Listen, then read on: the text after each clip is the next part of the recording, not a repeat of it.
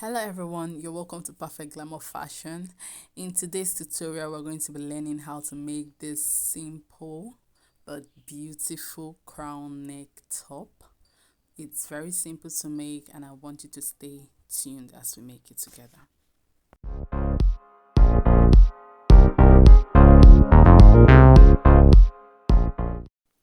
First of all, we're going to start by ruling a start line. This half-inch line, and I just ruled it across my pattern paper.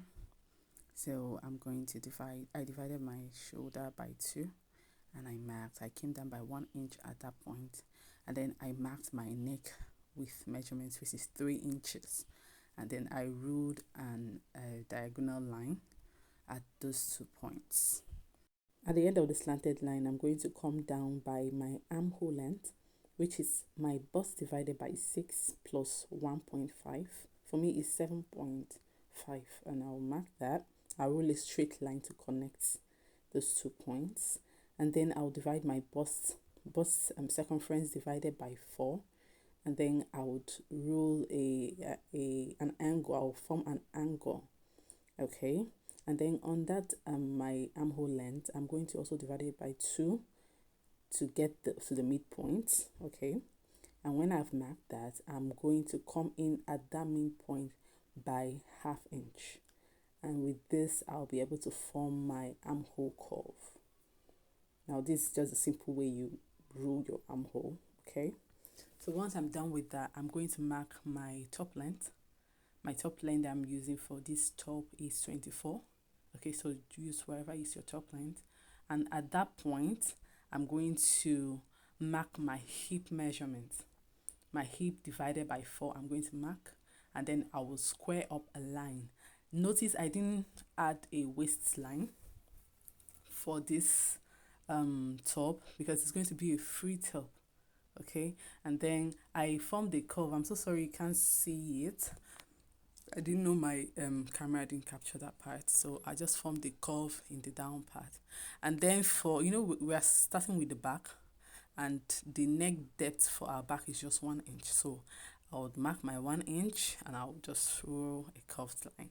So at the end of the day, this is what we have, and I'm going to be using this to cut the back part of the top, okay. Now in order to cut both the back and the facing of the back, I just folded a 5-inch.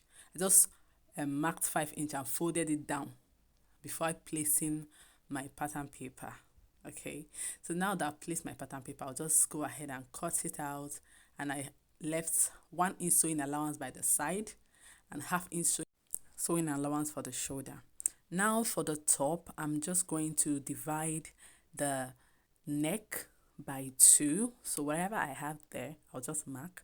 Then I'll divide the armhole line also by 2, and then I'll mark. Now this is the point I will do my slash and spread, and then the third point will be at the end of the armhole. So now I have 3 points. You can go ahead and make as much points as you want. Now I'm coming down at the center line. I was on the center front. I'm coming down by 4 inches into 3 places, okay. I came down by 4 inch and connected it to the shoulder, 4 inch connected it to the armhole, and then the other 4 inch I'm connecting it to the end of the armhole. So now I'm going to have 3 slash lines. Now go ahead and make it as many slash lines as you would want to, okay. So this is what will be enough for the material that I have. And now for the top, I want to cut. I don't want it to have a facing, so I'm cutting 2 pieces for my front. And what I did was to fold my material into 4. So in this way, I will have 2 front pieces. I hope that's clear enough, okay.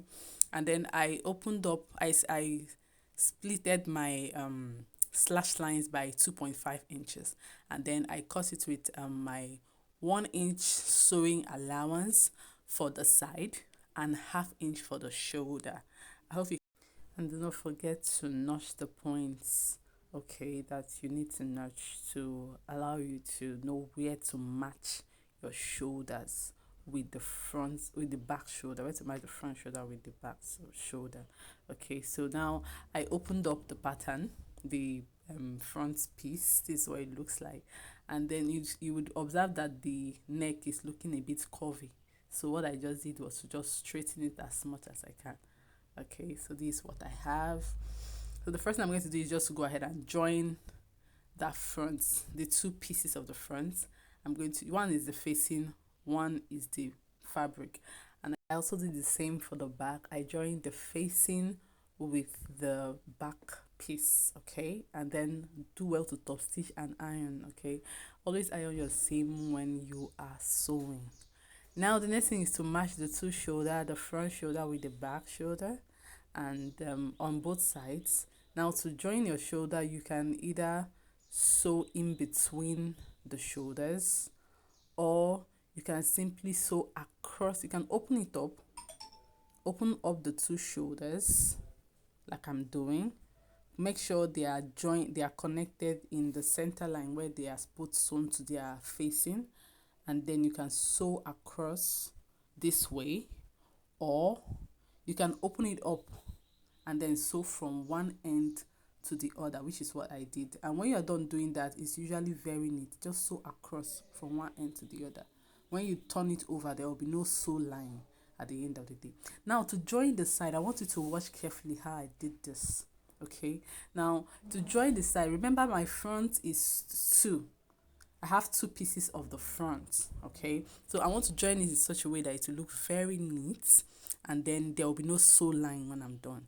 So first of all, I will join the first piece of the front to the back separate. Okay, now there will be one more piece flying around. I'll just join the first piece to the back. When I'm done doing that, I'll now turn over the remaining piece, that piece that is left out.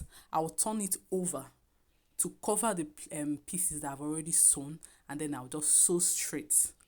When I'm done sewing, when you turn over the front, when you turn over to the wrong side of the cloth, it will still look neat, and it will just look very neat, and there will be no sew line when I'm done. Okay, so now that I've turned it over, I just joined it with pin, but now that I've turned it over, it is still looking as if it's still the front because there is no sew line. Okay, so if you didn't understand what I did, just go over what I go back and then look at it again. You would understand it. All right, so for the sleeve, I'm just doing a very simple balloon sleeve, okay, with elastic at the end, at the wrist part. Okay. All right, so I'm going to mark my full sleeve length plus 2 inches.